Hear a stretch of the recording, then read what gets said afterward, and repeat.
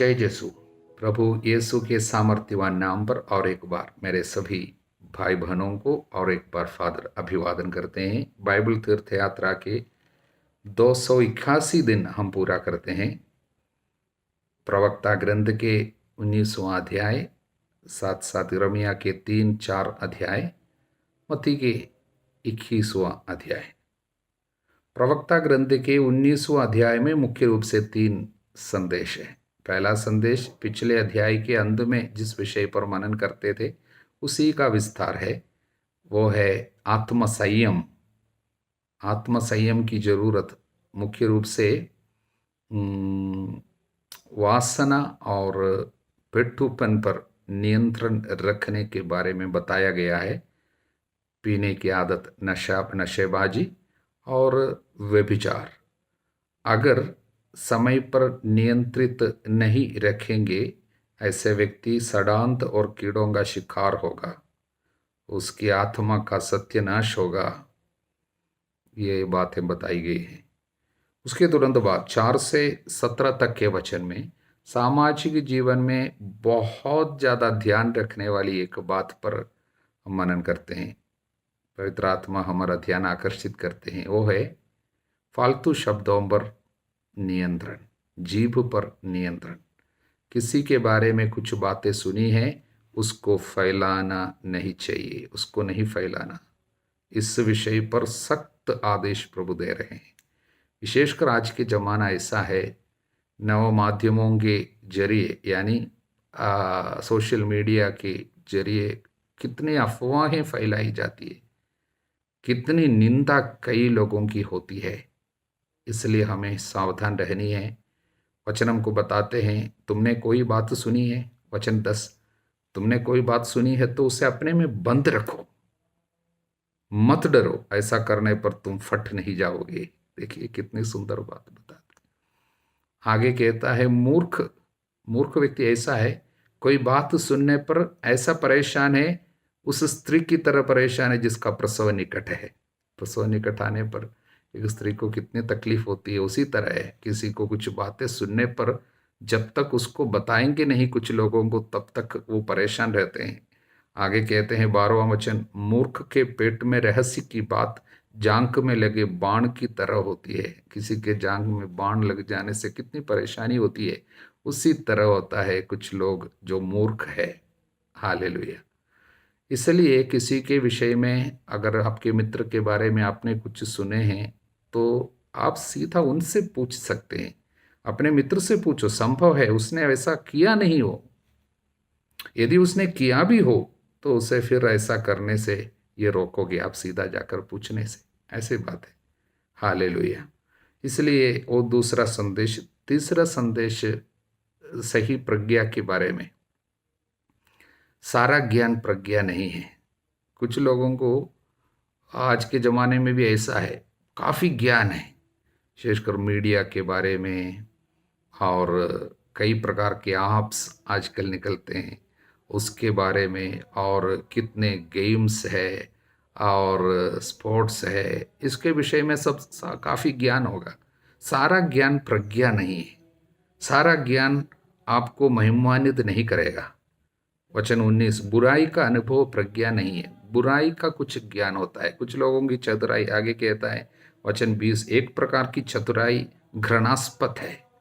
इसका मतलब there is a cleverness which is abominable. इसलिए सारा ज्ञान मनुष्य के लिए अच्छा नहीं है। कुछ ऐसा ज्ञान है जो आपको बुराई की ओर केवल धकेल देगी। इसलिए सच्चे ज्ञान के विषय में प्रज्ञा की पहचान, उसको पहचानना चाहिए। कौन सी बात आपके लिए अच्छा है, कौन सी जानकारी आपको हासिल करनी चाहिए, इसके विषय में आपको ध्यान रखनी चाहिए। इसलिए 3 संदेश इस अध्याय में हैं। हम प्रभु को धन्यवाद देते हैं 19वां अध्याय प्रवक्ता ग्रंथ के लिए। हालेलुया। यिर्मयाह के ग्रंथ का अध्याय 3 मुख्य रूप से प्रभु के लोगों के विश्वासघात के बारे में प्रभु की शिकायत है। बार बार वो कहते हैं, विश्वासघातिनी इज़राइल मेरे पास लौटो, मैं तुम पर अप्रसन्न नहीं होऊंगा क्योंकि मैं दयालु हूं। वचन 12। हालेलुया, कितनी सुंदर बात है। प्रभु बड़े दुख के साथ बताते हैं, आंखें ऊपर उठाकर देखो। वचन 2, पहाड़ी शिखरों की ओर आंख उठाकर देखो, क्या वहां कोई ऐसी जगह जहां तुमने व्यभिचार नहीं किया? किसके विषय में है? इजरायलियों की एक बहुत ही बुरी आदत थी, हर पहाड़ी के ऊपर वेदी बनाते थे। प्रभु के लिए नहीं, किसके लिए? अन्य देवी देवताओं के लिए वेदी बनाते थे, उधर जाकर पूजा करते थे। इसी को प्रभु व्यभिचार कहते हैं, क्योंकि प्रभु और अपने लोगों की रिश्ता, इज़राइल के साथ प्रभु की रिश्ता को पति पत्नी की पवित्र रिश्ता का दर्जा कई बार बाइबल दिया है। इसलिए प्रभु को छोड़ना परस्त्री गमन की तरह है, अन्य लोगों के पास जाने की, इसलिए मतलब व्यभिचार की दर्जा दिया है। इसलिए प्रभु ये व्यभिचार का पाप है, मूर्ति पूजा व्यभिचार है। हालेलुया। इस व्यभिचार के कारण, इस मूर्ति पूजा के कारण क्या हुआ? देश में पानी नहीं बरसता, क्योंकि देश अपवित्र हो गया, दूषित हो गया, इसलिए पानी नहीं बरसता। वसंत ऋतु में होने वाली वर्षा नहीं होती है, इसलिए उनके खेती के लिए सब पानी की सख्त जरूरत थी, पानी नहीं बरसते। हालेलुया। देश दूषित हुआ। इसलिए इसमें व्यंग क्या है? इन लोग जिस देवी देवताओं के पास जाते थे, उनमें ज़्यादातर देवी देवताएं इस तरह जाने जाते थे। एक वसंत ऋतु की देवता, बरसात की देवता, मौसम की देवता, इस तरह देवताओं की पूजा करते थे। लेकिन उनकी पूजा के कारण पानी की आना बंद। इस तरह प्रभु व्यंग्य करते हैं, तुम जिस देवताओं की पूजा करते हैं वो सब जीवित नहीं है, और सब आपके लिए कोई आशीष की कारण नहीं है, बल्कि आपके लिए विपत्ति का कारण है, क्योंकि व्यभिचार का पाप बढ़ता जा रहा, देश दूषित होता जा रहा है। 7वां वचन, 8वां वचन, मेरा विचार था कि यह सब करने के बाद वो मेरे पास लौटेगी, किंतु वो नहीं लौटी। उसकी बहन कपटपूर्ण यूदा ने यह देखा। इज़राइल और यूदा के बारे में बता गया, दोनों बहनें। मैंने भी देखा, मैंने उसके व्यभिचार के कारण विश्वासघातिनी इस्राएल को त्याग पत्र देकर छोड़ दिया। पहले इज़राइल को मैंने छोड़ दिया, और किंतु उसकी बहन कपटपूर्ण यूदा नहीं डरी, वो भी व्यभिचार करने लगी। सबसे पहले क्या बात प्रभु किसके बारे में बता रहे हैं? इज़राइल में ये पाप सबसे पहले बढ़ गया, मूर्ति पूजा। देखिए, इज़राइल और यूदा दो देश में बट गए थे, ये दोनों बहनें हैं। इज़राइल में ये पाप सबसे पहले, ये मूर्ति पूजा का पाप बढ़ गया। वहाँ पर बहुत गंदे, बुरे, कपटपूर्ण राजा लोग ज़्यादातर इज़राइल में हुई। यूदा में कुछ अच्छे अच्छे राजा आए हैं। हालेलुया। जैसे आहाब सब इज़राइल में शासन किया था, उनके समय सब सब इतने पाप बढ़ गए, मूर्ति पूजा बढ़ गए थे। इसलिए प्रभु ने त्याग पत्र देकर छोड़ दिया। किसको? इस्राएल को। ये किसके बारे में? कौन से विषय के बारे में? इसलिए इनके पाप के कारण प्रभु ने अश्शूरियों को इज़राइल पर हमला करने की अनुमति दी। इज़राइल पराजित हुई, और इसलिए इज़राइल को अश्शूरियों ने निर्वासन में लेकर गया, निनवे की ओर।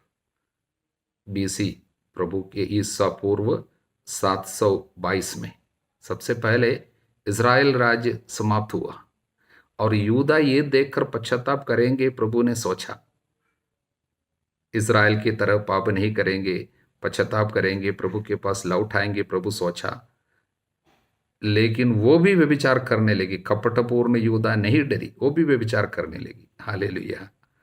इस तरह पूरे विश्वासघात की बातें इस अध्याय में प्रभु बार बार बताते हैं। और कितनी सुंदर बात 19वां वचन में सोचता था, मैं कितना चाहता हूं कि तुम लोगों के साथ अपने पुत्रों जैसा व्यवहार करूं, तुमको एक ऐसा सुखद देश प्रदान करूं जो किसी भी अन्य देश से सुंदर है। मैं सोचता था तुम मुझे पिता कहकर पुकारोगे, तुम फिर मेरा परित्याग नहीं करोगे। किंतु जिस प्रकार पत्नी अपने पति के साथ विश्वासघात करती है, उसी प्रकार तुमने मेरे साथ विश्वासघात किया। हालेलुया। अंतिम 3 वचन इनके पश्चाताप का एक प्रकटन है। पश्चाताप का शब्द हम देखते हैं, हमारी युवावस्था के समय घृणित देवता हमारे पूर्वजों के परिश्रम के फल को हमारी भेड़ बकरियां, गाय बैल, हमारे पुत्र पुत्रियों को खाते आ रहे हैं। देखिए, घृणित देवताएं हमारे पास जितने संपत्तियां उनको खाते आ रहे हैं। इसका मतलब क्या है? मूर्ति पूजा हमारे पास जो भी आशीष प्रभु दिए हैं उन आशीषों को खा लेगी। हालेलुया। हम लज्जा के मारे जमीन में पड़ गए, हमारा कलंक हमें ढक रहा है, हमने और हमारे पूर्वजों ने अपने प्रभु ईश्वर के विरुद्ध पाप किया है। इस तरह एक सुंदर पछतावे की विनती वे कर रहे हैं ये अंतिम 3 वचनों में। हालेलुया। 14 अध्याय के पहले भाग में वापस आने के लिए प्रभु फिर से निमंत्रण दे रहे हैं और वादा कर रहे हैं उनको, यदि तुम मेरे पास लौटोगे, यदि तुम सच्चाई, न्याय और निष्कपट हृदय से जीवंत ईश्वर की शपथ खाओगे, तो राष्ट्रों को प्रभु का आशीर्वाद प्राप्त होगा, वे उस पर गौरव करेंगे। तुम्हारे द्वारा अनेक राष्ट्रों को आशीर्वाद मिलेगा, प्रभु कहते हैं। और इसलिए प्रभु कहते हैं, हृदय का खतना करो, सर्कमसिशन ऑफ द हार्ट। 14 वचन, प्रभु के लिए अपने शरीर और अपने हृदय का खतना करो। हृदय का खतना करो, इसका मतलब हृदय में लगी हुई बुराई को बाहर निकाल कर फेंक दो। बुराई का परित्याग, पाप के सुख लेने की आदत से छुटकारा, त्यागना है कुछ आदतों को, कुछ बुरी आदतों को, उसी को हृदय का खतना बोलता है। अब पश्चाताप, जिस हृदय में पश्चाताप नहीं है वो ऐसे खेत जैसे हैं जो पड़ती जमीन है, जो जोती हुई नहीं है, जहाँ पर जंगली पौधा और कांटे सारे जगह में उगे हैं, ऐसे खेत की तरह होगी, पश्चाताप नहीं करेंगे तो। इसलिए प्रभु कहता है, पड़ती जमीन को जोतो, कांटों में बीज मत बो। इसलिए पश्चाताप करने के लिए प्रभु आह्वान करते हैं, बुलाते हैं पहला भाग में। दूसरे भाग में शत्रुओं के आक्रमण की सूचना, इनके ऊपर आने वाली विपत्तियों का विवरण है। जैसा कि वचन 7, तुम्हारे नगर उजड़ जाएंगे, उनमें कोई निवासी नहीं रह पाएगा। वचन 9, उस दिन राजा अधिकारियों का साहस जाता रहेगा, याजक स्तब्ध रह जाएंगे, नबी विस्मित हो उठेंगे, विपत्ति आ रही है, इसलिए उसका विवरण है। और 19वां वचन से प्रभु नबी की पीड़ा को हम देखते हैं। देखिए, देश पे आने वाली विपत्तियों को न केवल सुनाता है, घोषित करता है, बल्कि उस पर सबसे ज़्यादा दुख नबी को स्वयं होता है, क्योंकि देश को प्यार करने वाले, अपने लोगों को प्यार करने वाले नबी के हृदय में ये विपत्ति की बातें सब सुनाते हुए उनको सुख नहीं मिल रहा है, बल्कि इतना दुख हो रहा है, उसकी आत्मा बहुत दुखी होती है, पीड़ा से तड़पता है। मेरे हृदय, मेरे हृदय, और मेरे हृदय की प्राण पीड़ा, मेरे हृदय की धड़कने, मैं चुप नहीं रह सकता। इतनी विपत्तियों को आते वो देख रहे हैं, अपनी आंखों के सामने विपत्तियों को वो देख रहे हैं, संदेश उनको बराबर मिल रहे हैं, इसको वो सुना रहे हैं, लेकिन लोग सुन नहीं रहे हैं। इसलिए उनके हृदय में बहुत पीड़ा होती है, उस पीड़ा को वो प्रकट कर रहे हैं। वो बताते हैं वचन 20, विपत्ति पर विपत्ति का समाचार आ रहा है, उनको समाचार मिल ही रहा है। नबी को अपने हृदय में संदेश बराबर मिल रहे हैं। सारा का सारा देश उजाड़ हो रहा है, मेरा शिविर अचानक उठाया गया, क्षण भर में मेरे तंबू। अपने देश की हालत देखकर वो स्वयं पीड़ा में तड़पते हुए बात कर रहे हैं।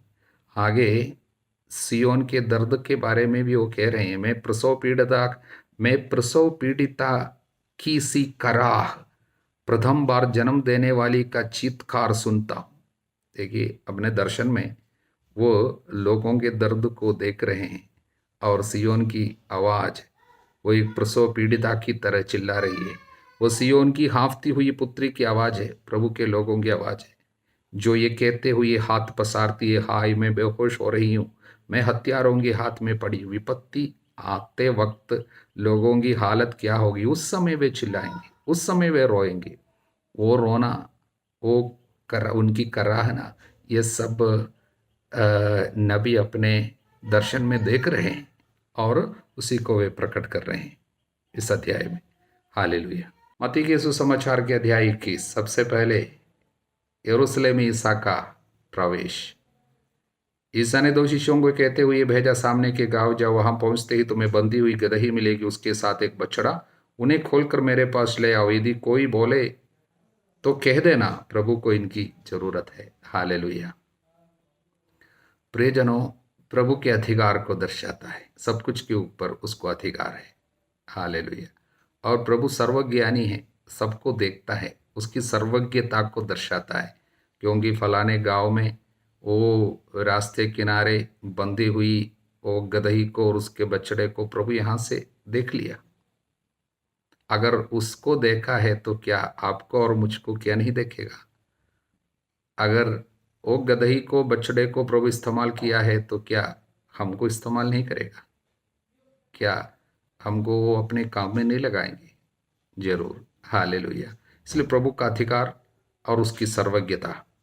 और ये बछड़ा, उसके विषय में संत मार्कुस कहता है उस पर अभी तक कोई सवार नहीं किया है। अनेक ईश शास्त्रियों के मुताबिक ये बछड़ा जो है गैर यहूदियों का प्रतीक है। यहूदियों को तो प्रभु सबसे पहले वचन सब दे चुका है, उनके पास लिखित वचन है, पुराना विधान उनको मिल चुका है। लेकिन गैर यहूदियों को तो कुछ मिला नहीं, उन पर कोई अभी तक सवार नहीं हुई है।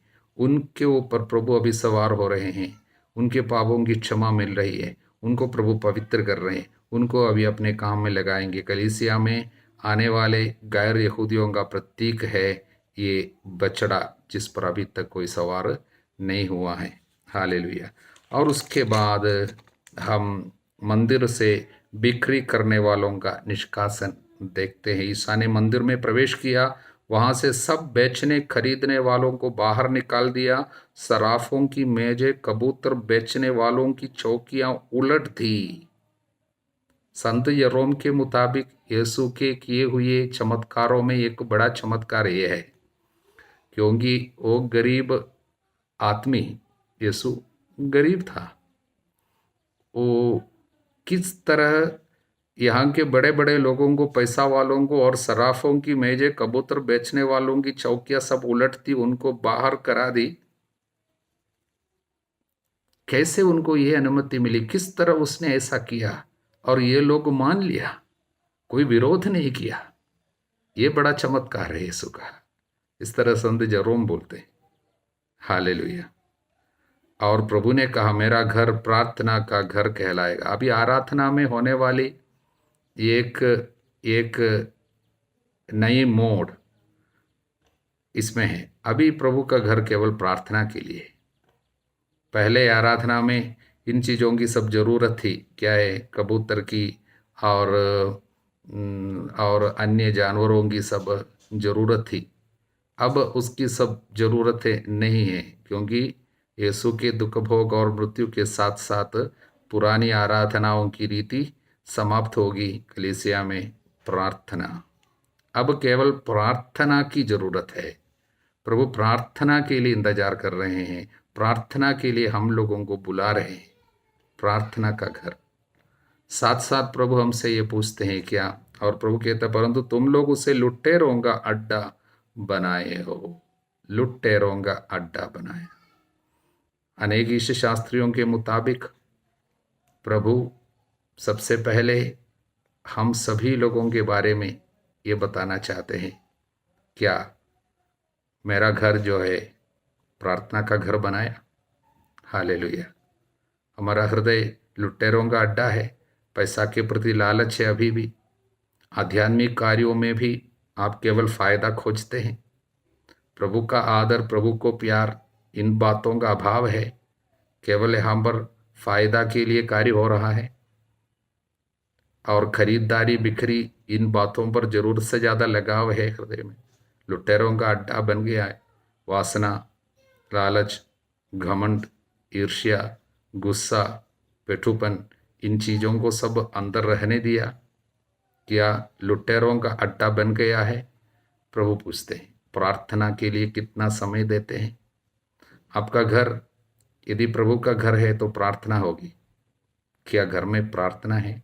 पारिवारिक प्रार्थना है? आपका हृदय प्रभु का घर होना है तो प्रार्थना होनी, व्यक्तिगत प्रार्थना है। और मंदिर के प्रति आपका उत्साह कैसा है? मंदिर को पवित्र रीति से आप मंदिर में आप व्यवहार करते हैं? मंदिर जाने के लिए उत्साह है? प्रार्थना के लिए जाने में आपका उत्साह कितना है? ये सब प्रभु हमसे पूछते हैं। हालेलुया। और प्रभु आगे अंजीर के पेड़ को श्राप देते हुए हम सुनते हैं। अनेक लोगों में इसका शक बराबर बना रहता है, प्रभु उस बेचारे अंजीर के पेड़ को क्यों सुखा दिया। हालेलुया। प्रभु खाना नहीं मिलने के कारण कभी अंजीर के पेड़ को सुखा नहीं सकता है, इसके पीछे कोई जरूर आध्यात्मिक रहस्य होगा। इसलिए ये जो घटना है उसको पैराबल इन एक्शन, दृष्टांत, प्रभु अपने कार्यों के द्वारा एक दृष्टांत सुना रहा था, दिखा रहा था। हालेलुया। ये सूख गए पेड़ जो है अनेक शास्त्रियों फारिसियों का प्रतीक है, जो प्रभु के कार्य में उत्साह नहीं दिखाता है, ईश्वर के कार्य में, बल्कि प्रार्थना के माहौल में उनके अंतरतम में प्रभु के प्रति कोई फल उत्पन्न नहीं हो रहा है, बल्कि दिखावा है बहुत कुछ। क्योंकि बहुत दिखावा है, सब कुछ लोगों का ध्यान आकर्षित करने के लिए करता था, केवल पत्ता मात्र है, फल नहीं था। इसलिए उनको प्रभु सुखा दिया, क्योंकि उनके पाखंड के प्रतीकात्मक एक प्रकटन है ये पेड़, अंजीर का पेड़ जो सूख गया। यानी लोगों के ऊपर, इजरायलियों के ऊपर आने वाले एक विपत्ति के बारे में प्रभु चेतावनी दे रहा था। प्रभु जब प्यासा है, भूखा है हमारी आत्मा के लिए, और उनको दुखी नहीं करना। प्रभु जब हमारे पास आते हैं वो बड़े प्यास और आग्रह के साथ आते हैं।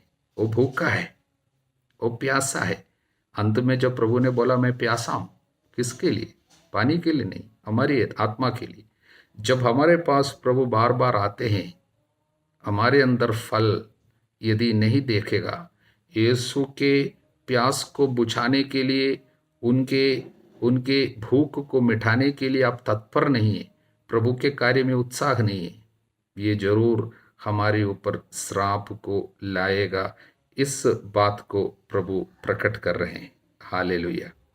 और अधिकार का प्रश्न आगे, लेकिन प्रभु ने कोई उत्तर नहीं दिया, इसलिए उन्होंने ईसा को उत्तर दिया, हम नहीं जानते। वचन 27।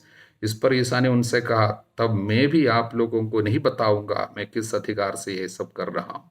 यदि सच्चे दिल से जानना चाहता था तो जरूर प्रभु उत्तर देता, लेकिन यहाँ पर कुटिल रीति से जानते हुए भी वे जानते हैं, क्योंकि ऐसा नहीं है कि वे वचन नहीं जानता था, मसीहा के बारे में जानते थे, किंतु ईर्ष्या के कारण ईसा के अधिकार को स्वीकार करना नहीं चाहता था। हालेलुया। इसलिए मसीहा का तिरस्कार करने वालों को प्रभु जानबूझकर उत्तर नहीं दे रहा है। आगे जाके हम 2 पुत्रों का दृष्टांत सुनते हैं। वो समझने में अधिक मुश्किल नहीं है, क्योंकि जो पुत्र पहले नहीं जाऊंगा कहा किंतु बाद में पश्चाताप हुआ, वो गया, गैर मसीहियों का प्रतीक है। लेकिन जिसने कहा मैं जाऊंगा पिताजी लेकिन नहीं गया, वो इजरायलियों का, यहूदियों का प्रतीक था, और उनका तिरस्कार किया जाएगा। और किसने हम पर यीशु पिता की इच्छा पूरी किया? नाकेदार, वेश्याएं, यानी गैर यहूदी लोग, उनके विषय में कहा। और आगे हिंसक असामियों का दृष्टांत, वो भी प्रभु अपना तिरस्कार किस तरह लोग कर रहे हैं, यीशु के अधिकार को स्वीकार करना नहीं चाहता है, उनके विषय में बताया। इसमें एक वचन, केवल 44वां वचन, जो इस पत्थर पर गिरेगा वो चूर चूर हो जाएगा, जिस पर ये पत्थर गिरेगा उसको पीस डालेगा। हालेलुया। ये क्या है? 2 प्रकार के लोग, 2 प्रकार का कार्य, या तो आप पत्थर पर गिरो, नहीं तो पत्थर आपके ऊपर गिरेगा। हालेलुया। पत्थर पर गिरेगा तो वो पत्थर आपको चूर करेगा, यानी आपको, यू विल बी ब्रोकन। ये पत्थर प्रभु है, प्रभु यीशु है। ये पत्थर प्रभु का, कोने के पत्थर के बारे में बताया गया, ये प्रभु है। और उस पर गिरने से, उनके पाँव में गिरने से आप चूर हो जाएंगे, यानी आपका घमंड चूर चूर हो जाएगा, आप पिघलेगा। उस पत्थर के सामने आप गिरेंगे तो आपका दिल पछतावे से भरा हुआ दिल मिलेगा। जैसे पापिनी स्त्री चूर चूर हो गया, उसका घमंड, उसका वासना, उनके अहम, उनकी ईगो, सब कुछ नष्ट होगा। उनके सामने विनम्रता के साथ गिरना। अगर नहीं है, वो पत्थर अंत में विचार के न्याय के दिन में आपके ऊपर गिरेगा, पीस डालेगा, आपको बर्बाद करेगा, आपका सत्यानाश होगा। उसके लिए दानियल के अध्याय 2 वचन 34 और 44 से 45 तक का वचन, एक पत्थर जो ये प्रभु के शत्रुओं के ऊपर गिरता है, चूर कर देता है, तो वो प्रभु है, प्रभु का प्रतीक है। इसलिए दो प्रकार का आचरण, या तो प्रभु के पास या उस पत्थर पर गिरो, प्रभु पर गिरो, प्रभु पर अपने को सौंप दो, नहीं तो वो पत्थर आपके ऊपर अंतिम दिन में गिरेगा, वो आपको चूर कर देगा। हालेलुया। हमारे प्रभु यीशु मसीह की कृपा, ईश्वर का प्रेम, पवित्र आत्मा का साहचर्य, माँ मरियम की मध्यस्थता, सभी संतों की प्रार्थना आप सभी लोगों के साथ बनी रहे, अब सदा सर्वदा अनंत काल तक। आमीन।